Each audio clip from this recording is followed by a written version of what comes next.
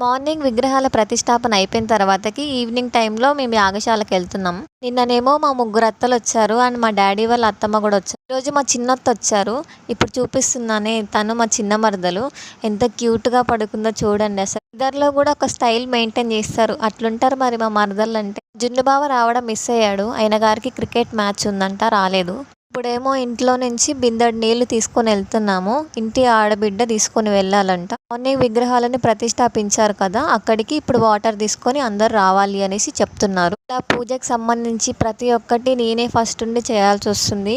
ఇలా చేయడం కూడా నేను ఫస్ట్ టైం, నాకు ఇంతకు ముందు తెలియదు కూడా. నేనైతే చాలా హ్యాపీగా ఉన్నాను అన్నీ నేనే ఫస్ట్ చేస్తుంటే. డేస్ నుంచి మాత్రం ఒకటే మ్యూజిక్, బిందెలు ఎత్తడం, మొయ్యడం, అక్కడ వాటర్ తీసుకెళ్ళడం, ఇదే పని. ఏం చెప్పాలంటే ఇలాంటివన్నీ చూసి పక్క నుండి నేర్చుకుంటూ ఉంటే మన ఆచారాలు ఏంటి, మన పద్ధతులు ఏంటి, అవన్నీ మనకు తెలుస్తుంటాయి కదా. సార్లు నాకు భయం వేసింది ఫస్ట్ నేనే ఉన్నప్పుడు.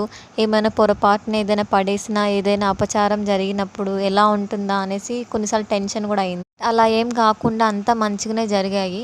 అండ్ మేము అక్కడికి వచ్చిన తర్వాతకి పూజ స్టార్ట్ చేసాం. విగ్రహాలకి 4 వైపులా నీళ్లు పెట్టేసి కొబ్బరికాయలు పెట్టి వాటి చుట్టూ తిరుగుతూ కొబ్బరికాయలు కొడుతూ పూజ చేశారు పంతులు గారు. గోమాతని తీసుకొని వచ్చి విగ్రహాల ముందు నిల్చోబెట్టాక దాని తర్వాతకి ఇలా మంట వేశారు. ఆ మంటలో నుంచి వెలుగులా వచ్చిన ప్రతిబింబాన్ని అమ్మవారికి అద్దంలో చూపిస్తారు. ఇక్కడ ఈ వీడియోలో పూజ చేస్తూ తిరుగుతూ ఉన్న పంతులు గారిని చూస్తే నాకు ఇక్కడ చాలా భయం వేసింది.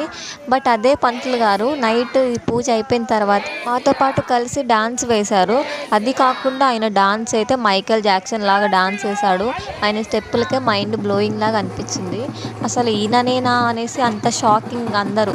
అబ్బా, అసలు పంతులు గారిలో కూడా ఇంత టాలెంట్ ఉంటుంది అనేసి ఇలాంటి వాళ్ళని చూసినప్పుడే మనకి తెలుస్తుంది.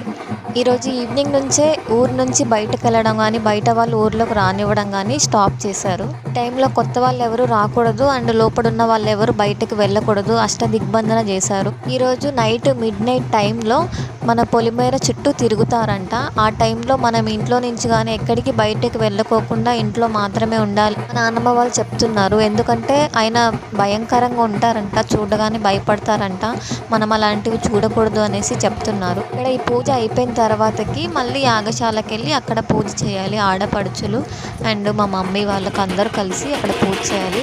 ఆ పూజ అయిపోయిన అనంతరం 12 o'clockకి పూజ స్టార్ట్ చేస్తారు, పొలిమేర చుట్టూ తిరగడం.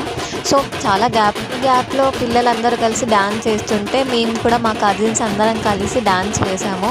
మా చెల్లెళ్ళు అయితే అస్సలకి ఆగట్లేదు, అసలు మామూలుగా డ్యాన్స్ వేయట్లేదు. వాళ్ళే కొన్ని స్టెప్స్ నాకు నేర్పిస్తుంటే నేను వాళ్ళతో కలిసి డ్యాన్స్ వేసాను. అయితే 12:30 వరకు ఇక్కడే యాగశాలలో ఉండి డ్యాన్సులు వేస్తున్నాం. బికాజ్ ఆఫ్ మా నాన్నమ్మ ఉంది కాబట్టి, మా నాన్నమ్మ ఉందన్న ధైర్యంతో ఇక్కడ ఉండి అందరం కలిసి డాన్స్ వేస్తున్నాం.